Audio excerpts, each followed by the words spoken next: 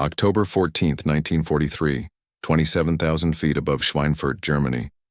The oxygen mask frosted over with each breath Captain Robert Johnson took. Through the plexiglass canopy of his P-47 Thunderbolt, he watched the formation of B-17 flying fortresses ahead, 64 heavy bombers, their aluminum skin glinting in the thin sunlight at altitude. They were alone. Completely, terrifyingly alone. Escort leader to all Thunderbolt flights. We're at bingo fuel. Johnson's voice crackled over the radio, steady despite what those words meant. Breaking off in 90 seconds. Return to base, bingo fuel. The point of no return. The P-47s had pushed as far east as their internal tanks and even their newly issued drop tanks would allow.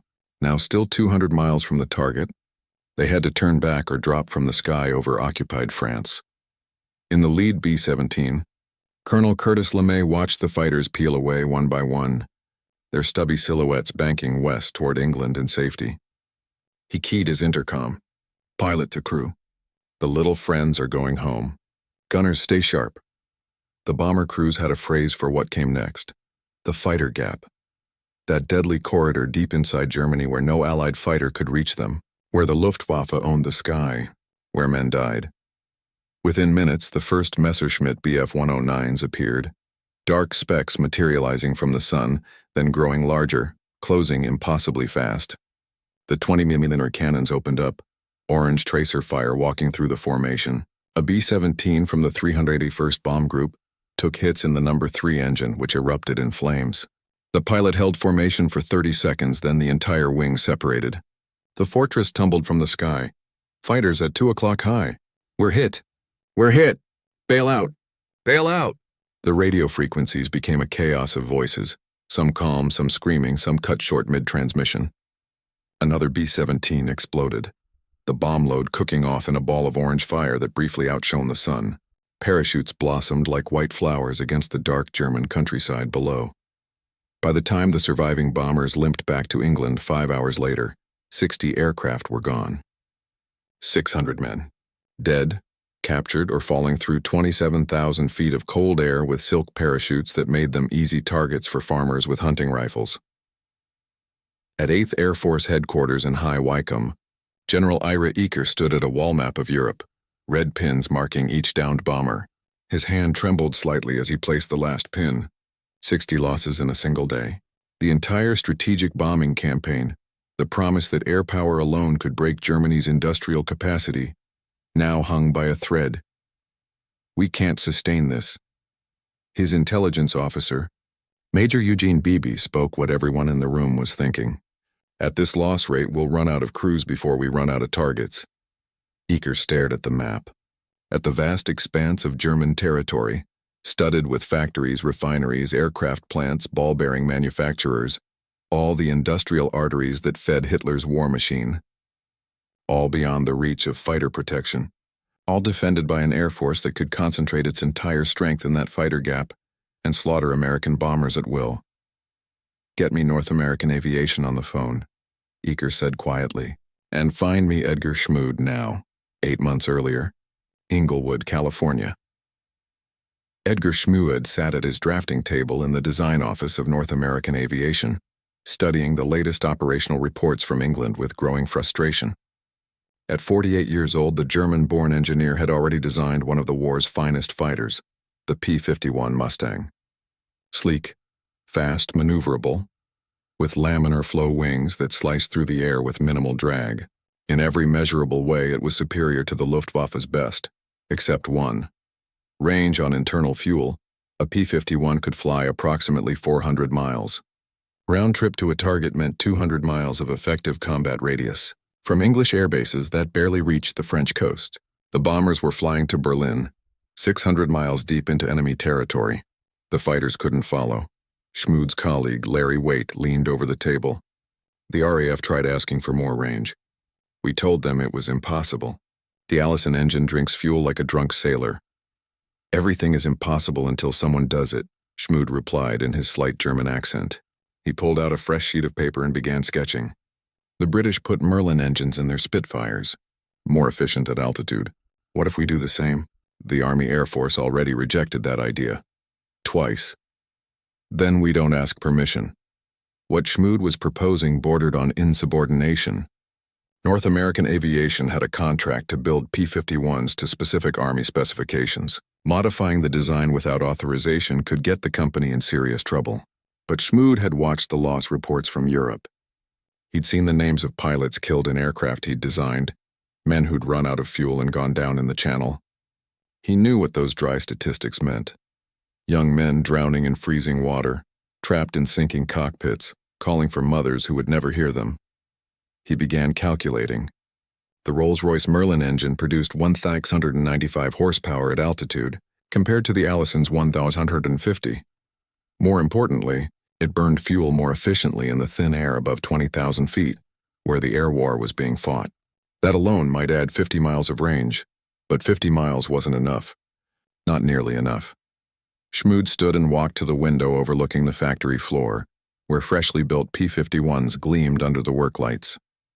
He watched a crew installing the fuel tanks, one 180-gallon main tank behind the cockpit, plus two smaller tanks in the wings.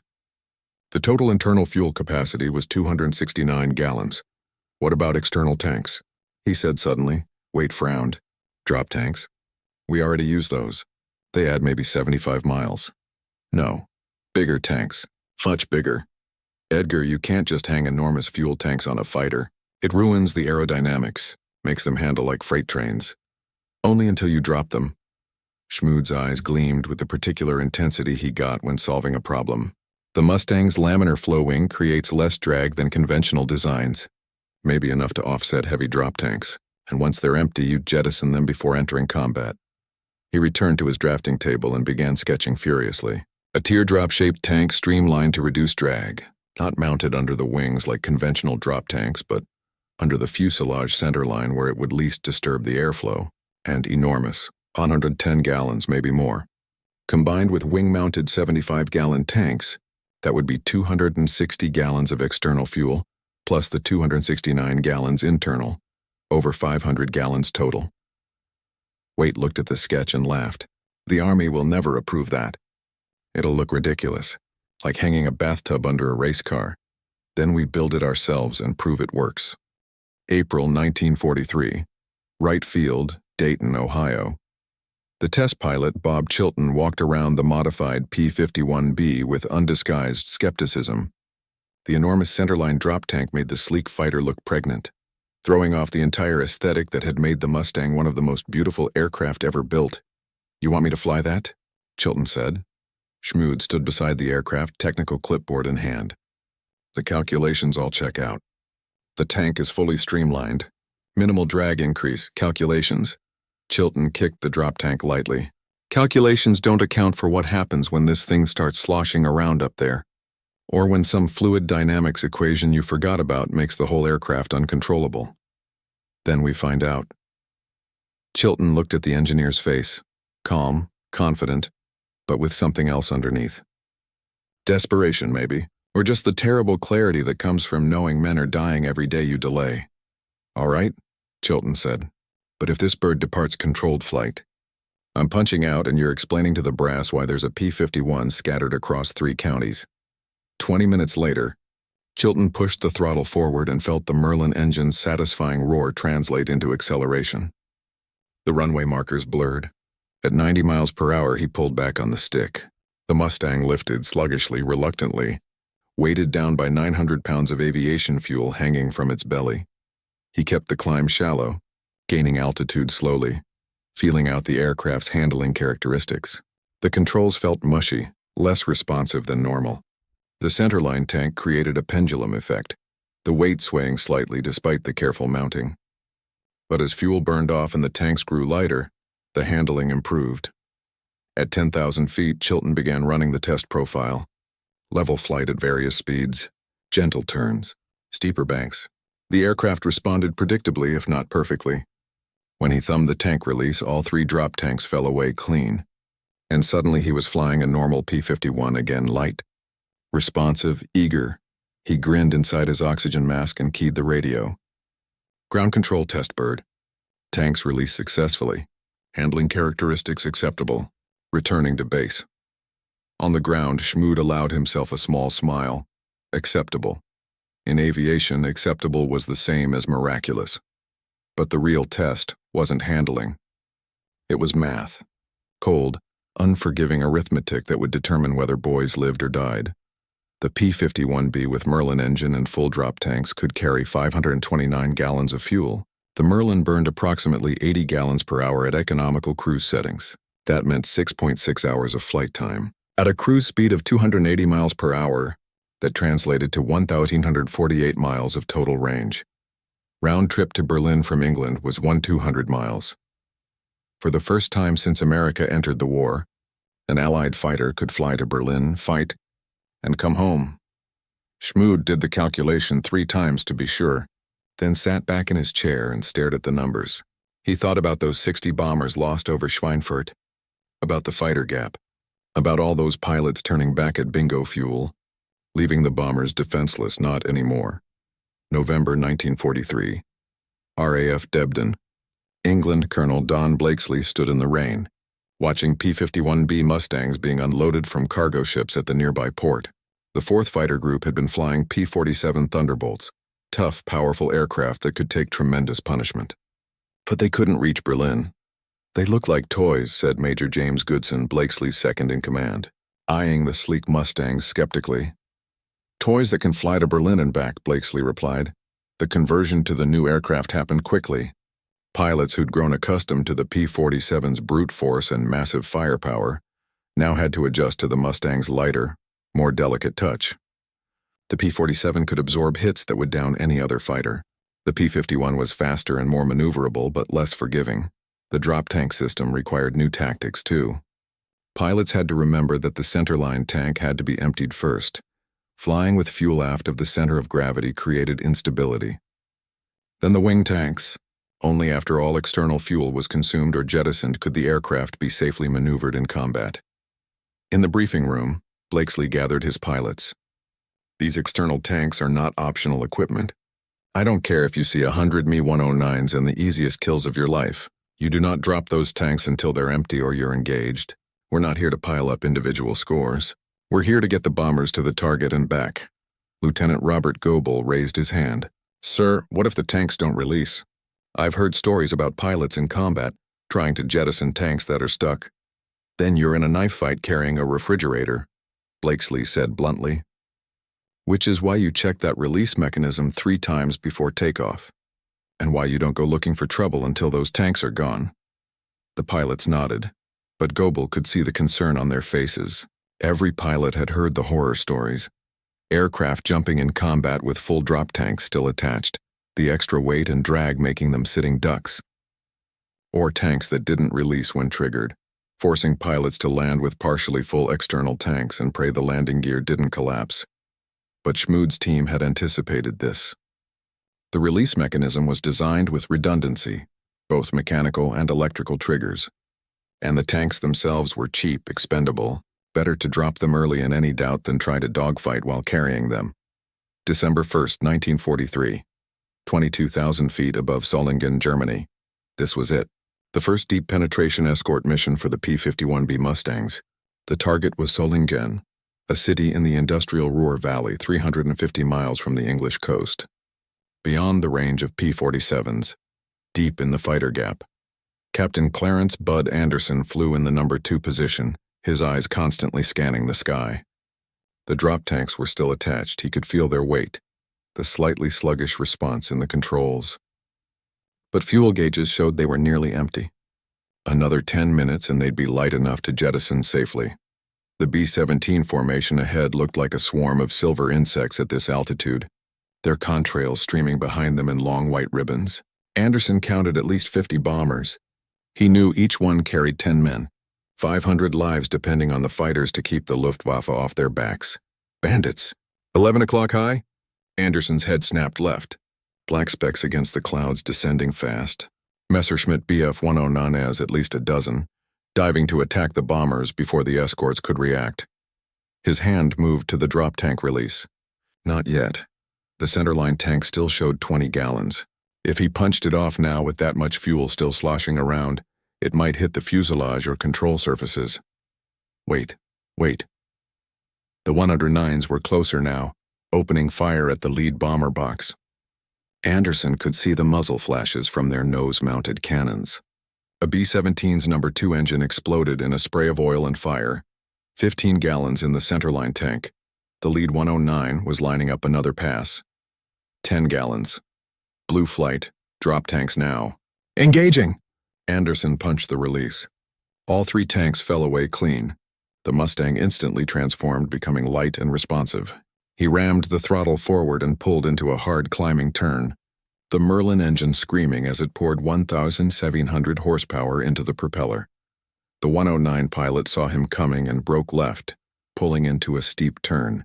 Anderson followed, the Mustang's superior turn rate letting him cut inside the German circle. He led the target, squeezed the trigger. 650 caliber machine guns hammered, the entire aircraft vibrating with recoil. Tracers walked across the 109's wing route. Pieces of aluminum skin flew off. The German fighter rolled inverted and dove, trailing smoke. Anderson didn't follow. His job wasn't to score kills. It was to protect the bombers. He climbed back toward the formation, where the other Mustangs had scattered the 109s. For the first time in the air war over Germany, the Luftwaffe fighters had found themselves opposed deep in their own territory. They broke off the attack, diving away to regroup. The bombers continued to the target unmolested, dropped their bombs, turned for home, not a single B-17 lost. January 1944, High Wycombe, England. 8th Air Force Headquarters. General Jimmy Doolittle stood before a wall-sized map of Europe, studying the red pins that marked Luftwaffe fighter bases. He'd taken command of 8th Air Force just weeks ago, and he was about to fundamentally change how America fought the air war. "Gentlemen," he said to the assembled group commanders, "we're going to stop playing defense." Colonel Hub Zemke, commanding officer of the 56th Fighter Group, frowned. "Sir, our mission is bomber escort, keeping the heavies safe." "Our mission is to destroy the Luftwaffe," Doolittle corrected, "and you can't do that by circling the bombers like worried mother hens. The P-51 has the range to hunt, so we're going to hunt." He tapped the map. "New directive. Fighter groups will fly ahead of the bomber stream. If you spot enemy aircraft, you do not wait for them to attack the bombers. You go after them immediately, chase them to the deck if you have to, follow them back to their airfields and strafe them on the ground. Make the Luftwaffe spend so much time running and hiding that they can't effectively engage our bombers." Major George Preddy, one of the most successful P-51 pilots, spoke up. "Sir, that means leaving the bombers unprotected." "No, it means forcing the Luftwaffe to deal with you instead of the bombers. Right now, German fighters can ignore our escorts and focus entirely on the B-17s and B-24s. They pick their moment, hit hard, and disengage before we can react. But if they know that every time they take off, there are P-51s between them and the bombers, P-51s that will chase them back to Berlin if necessary, they'll have to fight us first." Doolittle paused, letting that sink in. "The P-51's range makes this possible. Use it. I want Mustangs over every major Luftwaffe base in Germany. I want their pilots scared to take off. I want them burning fuel and ammunition fighting us instead of attacking bombers. That's how we win the air war." March 4th, 1944. 28,000 feet above Berlin. Lieutenant Urban Ben Drew flew in the second element of a 4-ship flight, maintaining position as the formation pressed deeper into Germany than any American fighters had ever gone. His fuel gauge showed half tanks. Normally that would mean turn back immediately, but the P-51's incredible range meant he still had enough fuel to reach Berlin, fight for 20 minutes and make it home. Berlin, the capital of the Third Reich, the city that Hermann Göring, commander of the Luftwaffe, had sworn no Allied aircraft would ever bomb. They were about to prove him wrong. Drew keyed his radio. "This is Blue 2, I have the city visual. 12 o'clock, 30 miles. Through the haze he could see it, a massive gray sprawl spreading across the landscape. Berlin, home to 4 million people, industrial center of Nazi Germany, and somewhere below Hitler himself was probably in a bunker, confident that his capital was safe from American attack. Not anymore. The B-17s ahead were already beginning their bombing run, the lead aircraft dropping flares to mark the target for the following groups. The distinctive crump of flak bursts appeared below, black puffs of smoke that marked where 80mm shells were exploding, filling the sky with shrapnel. Bandits at 3 o'clock level. Drew looked right and spotted them. 4 Me-109s approaching the bomber formation. They'd climbed up through the flak, accepting the risk of their own anti-aircraft fire to get altitude on the bombers. Blue flight engaging. Drop tanks. Drew hit the release. Nothing happened. He tried again. Still nothing. The external tanks were hung up, refusing to jettison. 300 pounds of dead weight and drag right before going into combat. The 109s were closing fast. Drew made his decision in a heartbeat. He couldn't engage effectively with the tanks attached, but he could still protect the bombers. He positioned himself between the German fighters and the B-17s, flying straight and level, making himself the obvious target. The lead 109 took the bait. Swinging away from the bombers to engage the lone Mustang, Drew waited until the last possible second, then hauled back on the stick, pulling the P-51 into a vertical climb. The Merlin engine roared, still producing full power even with the drag of the stuck tanks. The 109 tried to follow, but the Mustang outclimbed it easily. Drew snap-rolled at the top of the climb, pulling through into a split S that brought him down behind the German fighter. He fired a burst that missed but forced the 109 to break off its attack. By then, the other Mustangs in his flight had engaged. Their tanks successfully dropped. The remaining 109 scattered, diving away from the fight. Drew leveled out and checked his fuel. The stuck tanks had cost him extra fuel fighting with all that drag, but he still had enough to make it home. Barely.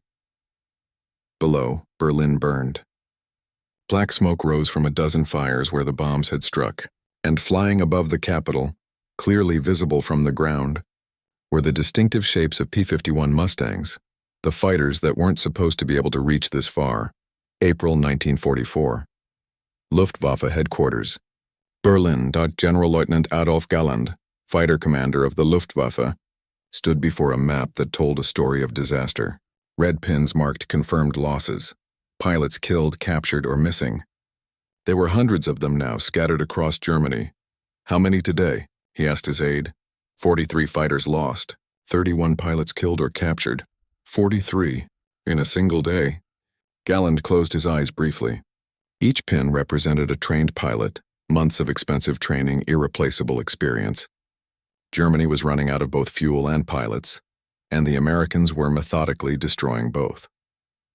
The fundamental equation of the air war had changed. For years, the Luftwaffe had held a crucial advantage. The bombers had to come to Germany, flying deep into defended territory where German fighters could attack at will, then disengage and land at friendly bases to rearm and refuel. The short-ranged Allied escorts could only protect the bombers for a fraction of the mission, leaving a fighter gap where the Luftwaffe ruled. But now, with the P-51's extraordinary range, that gap had closed. American fighters could fly to Berlin and back. They could chase German fighters to their airfields and strafe them on the ground. They could loiter over German cities, daring the Luftwaffe to come up and fight. And the Luftwaffe had no choice but to accept that challenge. Because the alternative was letting the bombers destroy Germany's industries unopposed. "What do our pilots report about the Mustang?" Galland asked. His aide consulted a folder. "Superior speed, superior climb rate, superior range.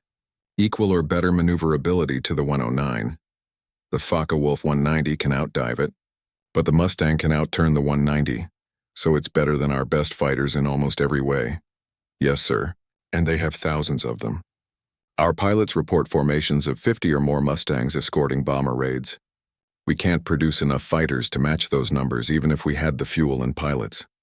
Galland walked to the window and looked out at the Berlin skyline. Somewhere out there, American fighters were prowling, hunting for any Luftwaffe aircraft foolish enough to take off.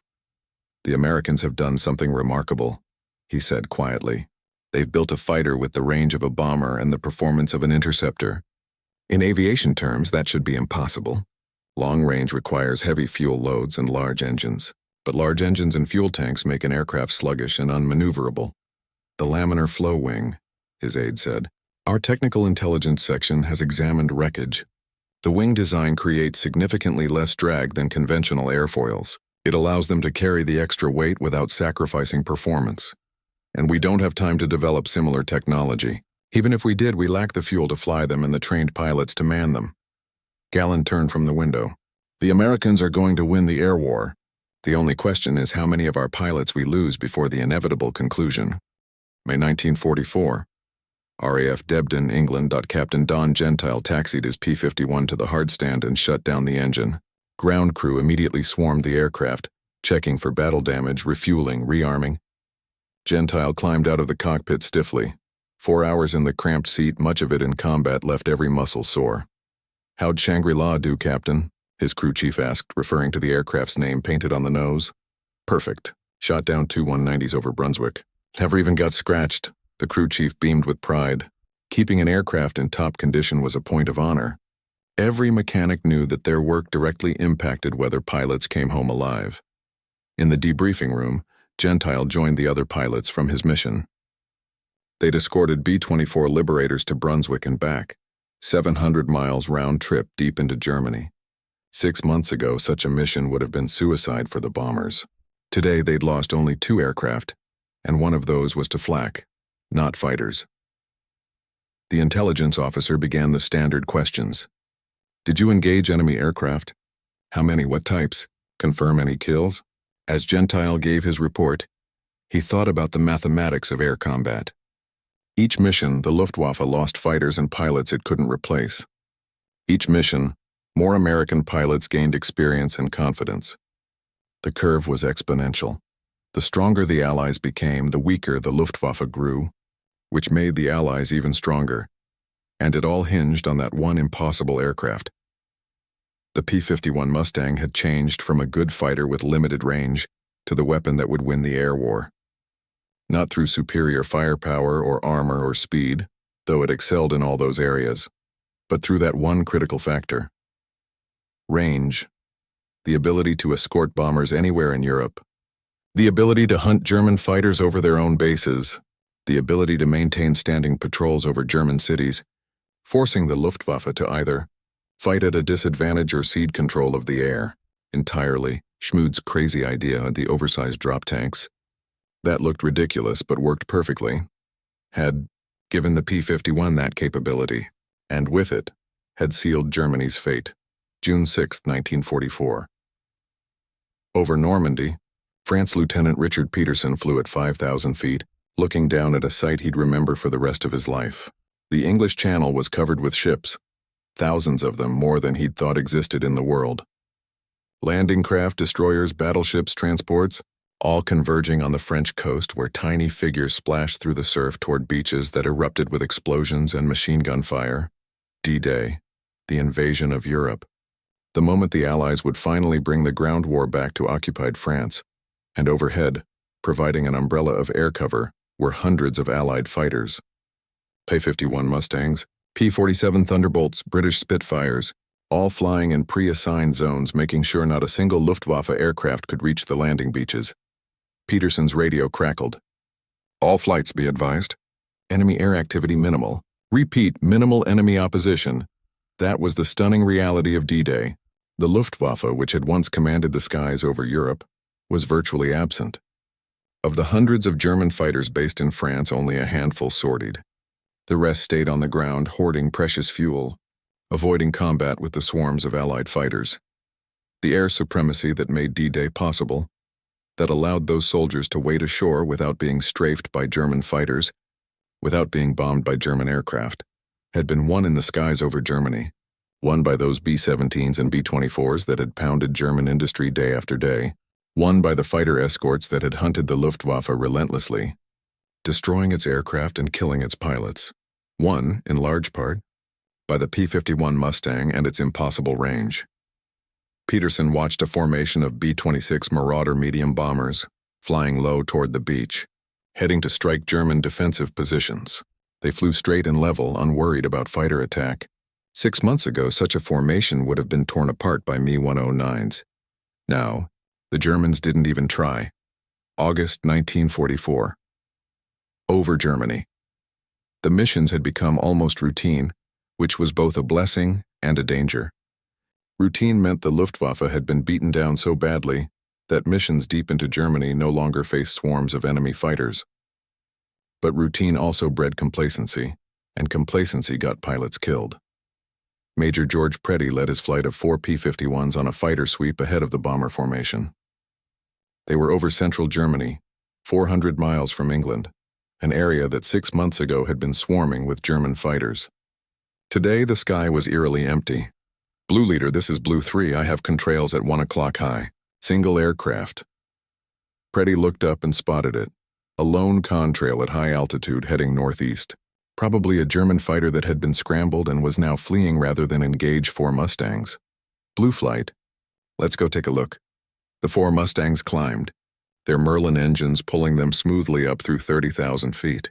The German aircraft, it looked like in Mi-109, saw them coming and pushed its nose over into a dive. Big mistake. The P-51 was faster in a dive than the 109. Preddy followed, letting the Mustang accelerate to over 450 miles per hour. The German pilot was good, jinking left and right, making himself a difficult target. But Preddy was better. He led the target perfectly and fired a 2-second burst. The 109's canopy shattered. The aircraft rolled inverted and plunged toward the ground. Preddy pulled out of the dive and climbed back toward his flight. That made his 26th confirmed kill, making him one of the highest-scoring American aces in Europe. But individual scores weren't the point anymore. The point was that a lone Mi-109 had chosen to run rather than fight. That spoke volumes about how thoroughly the Luftwaffe had been beaten. Their pilots knew that engaging P-51s, even when you outnumbered them, was dangerous. And when you were alone against 4 Mustangs, it was suicide. The air superiority that America had struggled to achieve for 2 years had finally, decisively, been won. October 1944. 8th Air Force Headquarters. The statisticians presented their findings to General Doolittle in charts and graphs that told a story of transformation. January 1944. Before widespread deployment of the P-51 to escort duty, the briefing officer began. Average bomber losses per mission, 8%. By August 1944, with full P-51 coverage, less than 1%. Doolittle studied the graphs. The change was stark. In January, sending 100 bombers on a mission meant expecting 8 of them not to come back. 80 men killed or captured per mission. The numbers had been unsustainable, but now those same missions were losing 1 bomber, maybe 2. And usually to flak, not fighters. Luftwaffe fighter opposition has collapsed, the briefing continued. In January, bomber formations could expect to face 50 to 100 enemy fighters per mission. By September, that number is down to fewer than 20, and even then they're often engaging only briefly before disengaging. Pilot experience? Also telling, sir. In early 1944, we estimated 30% of Luftwaffe fighter pilots had significant combat experience. Now it's under 10%. Their veterans have been killed or pulled back to defend Germany. They're throwing up poorly trained pilots in inferior aircraft, and our experienced P-51 pilots are massacring them. Doolittle nodded slowly. This was exactly what he'd hoped for when he'd changed the fighter tactics, unleashing the P-51s to hunt rather than simply escort. The long-range Mustangs had systematically destroyed the Luftwaffe as an effective fighting force. What about German production? Are they still manufacturing fighters? Yes, sir, in significant numbers. But they lack fuel and trained pilots. We're finding airfields with dozens of brand new fighters just sitting on the ground, never flown because there's no fuel or no pilot qualified to fly them. That was the real genius of Schmued's design, Doolittle reflected. It wasn't just that the P-51 was a good fighter. It was that its range allowed it to destroy the Luftwaffe systematically, not just the aircraft but the infrastructure. Attacking airfields, strafing fighters on the ground, making it impossible for the Germans to train new pilots because the moment they took off, there were Mustangs waiting to kill them. Keep up the pressure, Doolittle ordered. Every mission I want P-51s over every major Luftwaffe base in Germany. Make it impossible for them to operate. By the time we invade Germany itself, I want the Luftwaffe to be a non-factor. November 1944.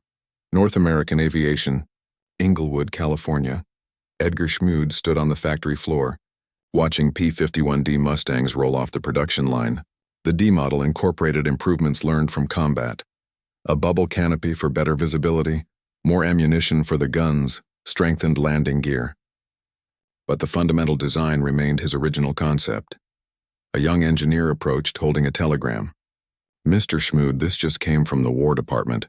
Schmued read it quickly.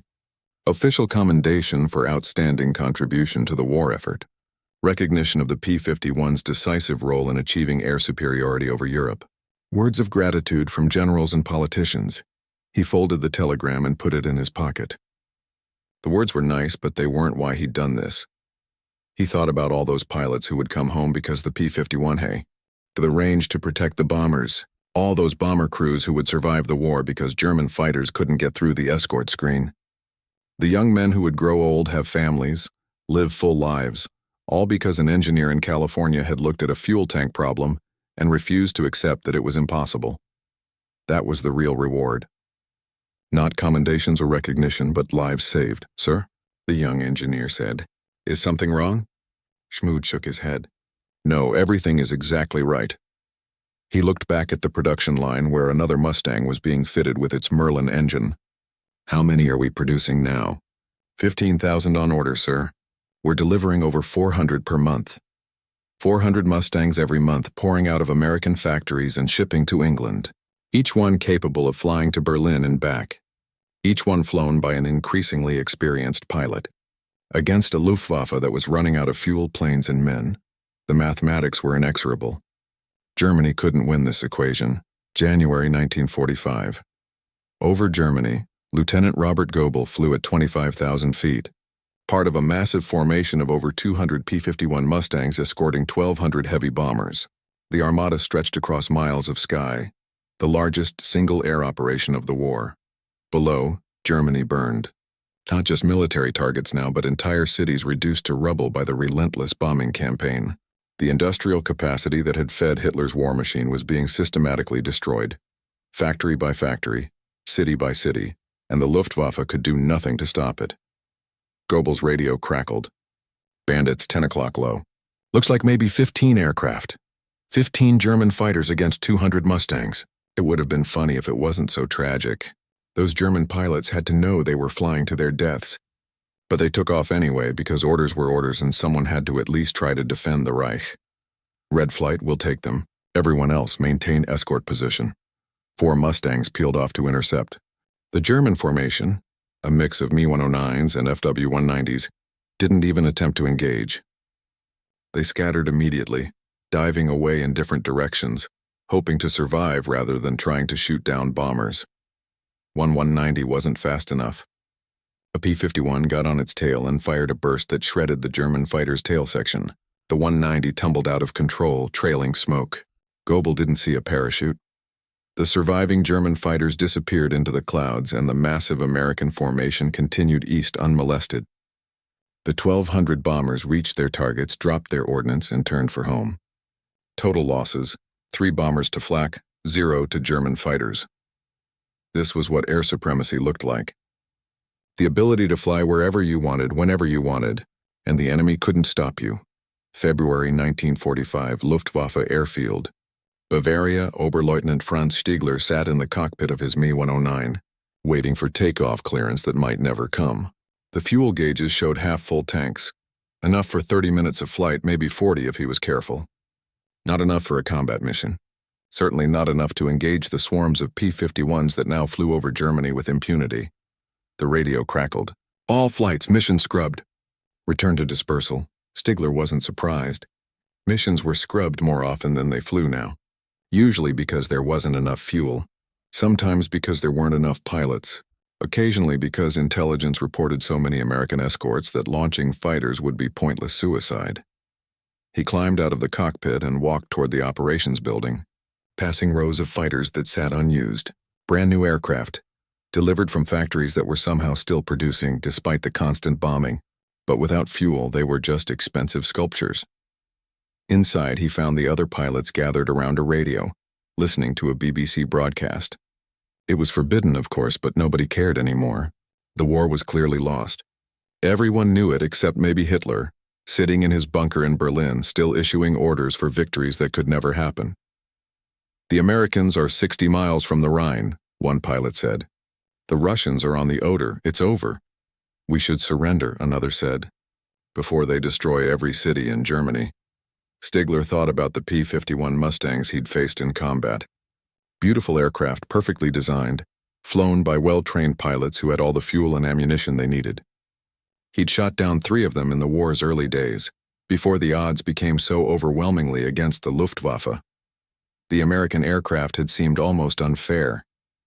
Fighters that could fly as far as bombers, that could escort the heavies all the way to Berlin and back, that could loiter over German airfields waiting for any Luftwaffe aircraft foolish enough to take off. How do you fight that? How do you defend against an enemy who has achieved such complete technological and numerical superiority that resistance is futile? You don't. You just wait for the end. March 1945. Over Berlin, Major George Preddy's replacement, Captain Ray Wetmore, led his flight over the ruins of Berlin. The city that had once been the proud capital of the Third Reich was now a moonscape of rubble and bomb craters. Entire neighborhoods had been flattened. The famous Brandenburg Gate stood surrounded by destruction, and overhead P-51 Mustangs flew unchallenged. Blue Leader, this is Red 3. I have smoke from a locomotive at 2 o'clock low. Request permission to engage. Negative, Red 3, let the next flight handle ground targets. We're on bomber escort. The discipline had never wavered. Despite the temptation to rack up easy kills strafing ground targets, the primary mission remained protecting the bombers. That focus, that relentless prioritization of the strategic goal over individual glory, was part of why the campaign had succeeded. The bomber formation. Ahead dropped its ordnance on what intelligence identified as government buildings. At this stage of the war, there were few industrial targets left worth bombing. The strategic bombing campaign had achieved its objective. Germany's ability to wage war had been destroyed, and the P-51 had been the key weapon in making that possible. Wetmore thought about all the factors that had come together to create this moment. Schmued's engineering genius, the Rolls-Royce Merlin engine, the laminar flow wing, the oversized drop tanks that everyone said would never work, the American industrial capacity that could produce thousands of these aircraft, the training program that created skilled pilots, the strategic vision that understood how to use long-range fighters effectively. Take away any one of those factors, and maybe Germany could have prolonged the war, inflicted more casualties, made victory far more costly. But all those factors had aligned, and now Berlin burned while American fighters circled overhead, masters of the sky. April 30th, 1945. Over Germany, Lieutenant Junior Grade William Bill Wisner flew a Navy F-6F Hellcat off the carrier USS Enterprise in the Pacific, but he'd heard the stories from his Army Air Force counterparts about the European theater, about the P-51 Mustang and how it had changed everything. In the Pacific, the war was still grinding on. Carrier-based fighters had shorter range, constrained by the need to land back on a ship. The distances were vast and fuel conservation was always a critical concern. But in Europe, they'd solved the range problem. They'd figured out how to build a fighter that could go anywhere, fight anywhere, win anywhere. News came over the radio. Hitler was dead, suicide in his Berlin bunker. Germany would surrender within days. The European war was effectively over. Wisner and his shipmates gathered in the ready room to listen to the radio reports. The celebration was muted. They still had Japan to deal with, and everyone knew that would be a brutal fight. But the fact that Germany had fallen, that half the war was won, lifted everyone's spirits. How'd they do it? A young pilot asked. How'd the Army Air Force beat the Luftwaffe so completely? An older pilot, a veteran of the European theater who'd transferred to the Pacific, answered, "One aircraft, the P-51 Mustang. It could escort bombers all the way to Berlin. Once the Germans couldn't defend their cities and factories, the war was over. Just took time for them to realize it. But why couldn't the Germans build something similar? Because by the time they understood what they needed, they'd already lost. No fuel to fly them. No time to design and produce them. No experienced pilots to fly them even if they had them." The veteran paused. One engineer in California figured out how to make a fighter fly as far as a bomber, without sacrificing performance. That single innovation changed the entire war.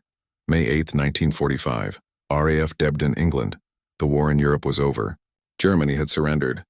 The Luftwaffe had been completely destroyed. Of the thousands of fighters they'd fielded at the war's peak, virtually none remained operational. The pilots were dead, captured, or had walked away from their aircraft when the fuel ran out for the last time. Colonel Don Blakesley stood on the tarmac at RAF Debden, looking at the rows of P-51 Mustangs parked on the hardstands. His aircraft, PT-3, had carried him through dozens of missions deep into Germany. The Mustang had never let him down. A ground crew chief approached. Sir, what happens to the birds now? Blakesley considered the question. What happened to warriors when the war ended? Some of these Mustangs would be shipped to the Pacific to fight Japan. Others would be scrapped, their aluminum recycled. A few would end up in museums, preserved as examples of the aircraft that had won the air war. I don't know, Blakesley admitted. But whatever happens, these aircraft deserve to be remembered. They made everything else possible, and it was true. The Normandy invasion succeeded because Allied fighters controlled the skies. The drive across France happened because German air power had been destroyed. The strategic bombing campaign that wrecked Germany's industry worked because the bombers could be escorted. All of that traced back to one fundamental capability: a fighter that could fly from England to Berlin and back. Blakesley walked over to his Mustang and placed his hand on the aluminum fuselage, still cool in the morning air. "Thank you," he said quietly, knowing how foolish it was to thank an inanimate object. But the P-51 had saved his life more times than he could count. It had brought him home when he was low on fuel, damaged by flak, pursued by enemy fighters. It had given him the range to escort bombers deep into Germany, and the performance to fight and win against the Luftwaffe's best. It had been the right aircraft at the right time, designed by people who refused to accept that something was impossible just because no one had done it before. June 1945. North American Aviation, Inglewood, California. The factory was quiet now. With the European war over and Japan's defeat imminent, production of P-51s had slowed dramatically. Edgar Schmued walked through the facility one last time before his retirement, looking at the few remaining Mustangs on the assembly line. An Army Air Force general was touring the factory, and he stopped when he recognized Schmued. "Mr. Schmued? I'm General Hoyt Vandenberg. I wanted to shake your hand." They shook, and Vandenberg continued. "I flew P-51s in Europe. That aircraft saved my life more than once. But more importantly, it won the air war. Without the Mustang's range, we might still be fighting." "It was a team effort," Schmued said modestly. "The engineers, the test pilots, the production workers, the combat pilots who proved it worked. But you were the one who believed it was possible. When everyone else said you couldn't build a long-range fighter with combat performance, you proved them wrong." Schmued smiled slightly. "I proved that sometimes the solution is simpler than people think. Bigger fuel tanks, more efficient engine, reduce the drag. None of it was revolutionary technology. It was just applying existing technology in a new way. That's the definition of genius," Vandenberg said, seeing solutions that are obvious only in hindsight. After the general left, Schmued stood alone in the factory looking at the last few Mustangs. He thought about all the young men who'd flown this aircraft into combat. The ones who'd come home and the ones who hadn't. The bomber crews whose lives had been saved by P-51 escorts. The ground troops who'd advanced across Europe under skies controlled by American fighters. All because he'd looked at a fuel tank and thought, what if we make it bigger? Sometimes the most important innovations weren't complex. They were just about refusing to accept limitations that everyone else took for granted. August 1945. Over Japan. The war ended not with invasion, but with atomic bombs. 2 cities destroyed in blinding flashes, and suddenly Japan surrendered. The carrier-based fighters never got the chance to prove whether they could replicate what the P-51 had done in Europe. But the lesson remained. Air superiority was the key to modern warfare. And achieving air superiority required fighters that could go anywhere, fight anywhere, and win anywhere. In the years after the war, military strategists would study the European air campaign exhaustively. They'd analyze tactics, losses, pilot training, industrial production. But one conclusion emerged above all others. The P-51 Mustang had been the decisive weapon in winning air superiority over Europe. Not because it was the fastest fighter, or the most heavily armed, or the toughest, but because it could fly from England to Berlin and back, escorting bombers the entire way, fighting German interceptors over their own bases, making it impossible for the Luftwaffe to defend Germany's industrial capacity. That single capability, extreme range, had changed everything. In '85. Air Force Museum, Dayton, Ohio. An elderly man stood before a restored P-51D Mustang, studying the sleek lines of the fighter that had dominated the skies over Europe 40 years earlier. His grandson, a teenager fascinated by military history, stood beside him. "Did you really fly these, Grandpa?" "Not this exact one. But yes, I flew Mustangs. 56 combat missions over Germany. What was it like? The old man, Captain Robert Johnson, retired, thought about how to answer that. How to explain to someone born decades after the war what it had been like to fly at 25,000 feet with the temperature 40 below zero, oxygen mask frozen to your face, anti-aircraft shells exploding around you, and German fighters diving out of the sun. Terrifying, he said honestly, but also purposeful. We knew what we were doing mattered. Every bomber we protected, every German fighter we shot down, brought the war closer to ending. The museum plaque says the P-51 was the greatest fighter of World War II. It was. Not because it was perfect, no aircraft is perfect, but because it solved the problem that mattered most.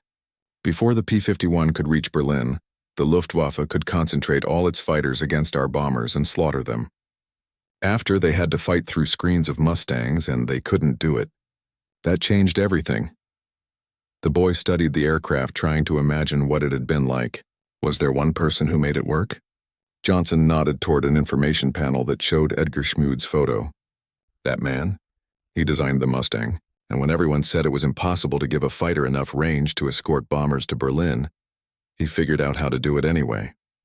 How? Bigger fuel tanks, better engine, reduced drag, simple solutions to a hard problem. Johnson smiled at the memory. I met him once after the war. Modest guy. Didn't think he'd done anything special, but he'd changed history.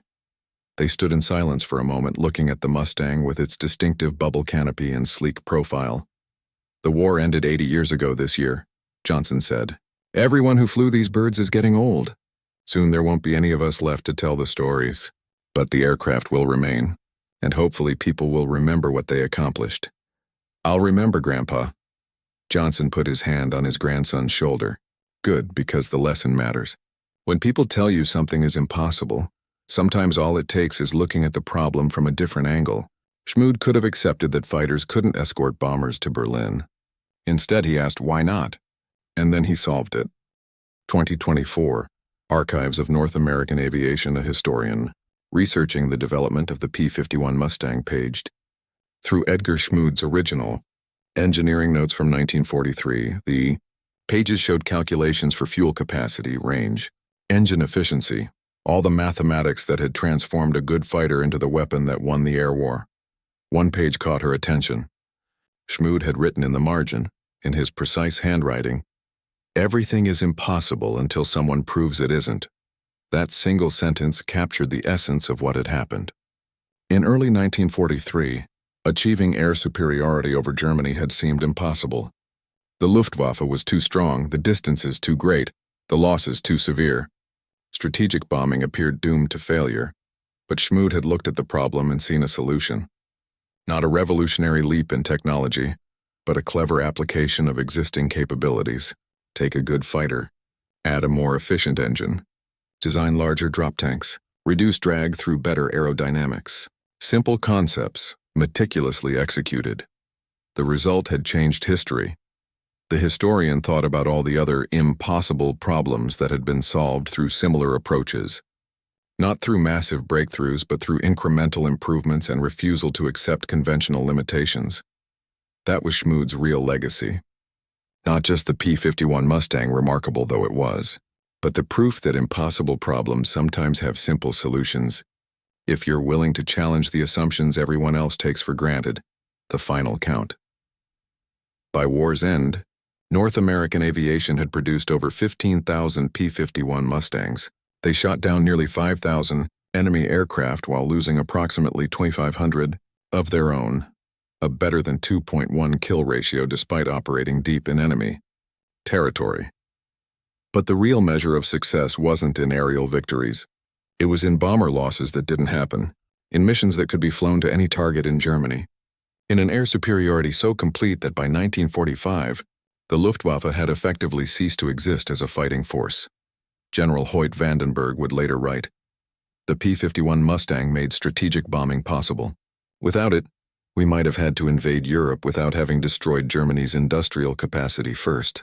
The cost in lives would have been incalculable." General Lieutenant Adolf Galland, the Luftwaffe fighter commander, admitted in post-war interviews, "When I saw the P-51s escorting bombers over Berlin, I knew we had lost the war. We simply had no answer to a fighter with that combination of range and performance. And Edgar Schmued, asked decades later what he was most proud of, responded, all the pilots who came home because the P-51 had the range to protect them. That's what engineering is really about, not elegant equations or revolutionary designs, but solving real problems that save real lives. Epilogue: The Legacy. The P-51 Mustang remained in service long after World War II ended. Various air forces flew them through the Korean War and beyond. The design was so sound that many still fly today as civilian warbirds, maintained by collectors and enthusiasts who recognize their historical significance. But the aircraft's true legacy isn't measured in years of service or museum displays. It's in the fundamental lesson it taught about military technology. Sometimes the most important innovations aren't the most complex. Modern air forces still study the P-51 campaign. Not the specific tactics or technology, those are long outdated, but the strategic principle. Air superiority requires the ability to project power anywhere the enemy operates. Range and endurance matter as much as speed and weapons. Every long-range fighter developed since, from the F-15 Eagle to the F-22 Raptor, traces its conceptual lineage back to Schmued's insight. The recognition that a fighter must be able to go where the bombers go, fight where the enemy bases are, and stay in the air long enough to dominate the battlefield. That principle, proven over the skies of Germany in 1944 and 1945, remains fundamental to air power doctrine 80 years later. And it all began with an engineer in California, looking at a fuel tank and refusing to accept that bigger was impossible. Final reflection, April 8, 1943, the day 60 bombers were lost over Schweinfurt. The day that made clear the current approach to strategic bombing wouldn't work. The day that created the crisis that demanded a solution. Edgar Schmued saw those loss reports and made a decision that changed history. He would solve the problem that everyone said couldn't be solved. He would give fighters the range to escort bombers anywhere in Europe. It took 8 months from concept to operational deployment. 8 months of design, testing, production, and training. 8 months while men continued to die in the fighter gap. But when the P-51B Mustangs with their Merlin engines and oversized drop tanks finally entered combat in December 1943, everything changed. The fighter gap closed. The Luftwaffe began its inevitable decline. Strategic bombing became truly strategic, systematically destroying Germany's ability to wage war. By May 1945, it was over. Germany surrendered. The Luftwaffe no longer existed. Allied air forces controlled the skies over all of Europe, and in California, Edgar Schmued went back to his drafting table, already working on the next problem that everyone said was impossible, because that's what engineers do. They look at impossible problems and find solutions. They challenge assumptions. They refuse to accept limitations. They turn "it can't be done" into "watch me do it." Sometimes those solutions change the world. Sometimes they win wars. Sometimes they save thousands of lives. And sometimes, they start with something as simple as a bigger fuel tank and the determination to prove it will work.